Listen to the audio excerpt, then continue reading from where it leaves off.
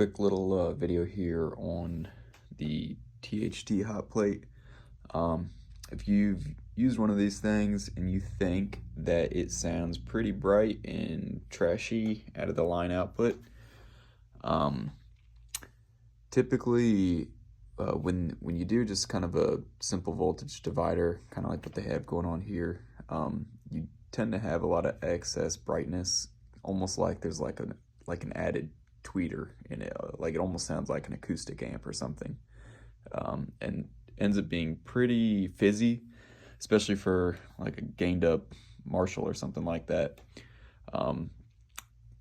So really at this line output, you kind of need to dump some high frequency to get it to sound just like a little bit smoother and a little more natural.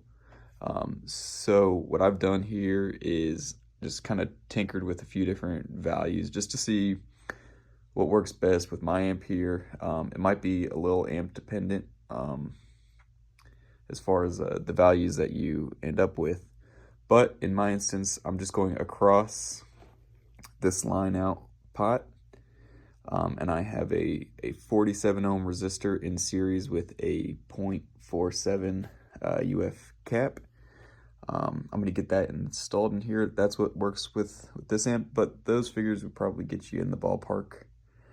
And I think those values would, for the most part, I don't know what values they're using in the other 8 ohm and 16 ohm versions.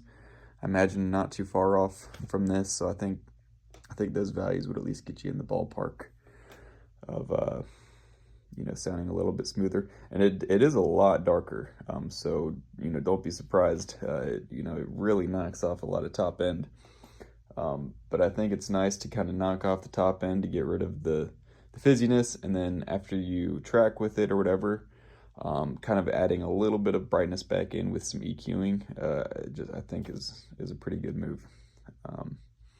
Yeah, I'm gonna get this installed.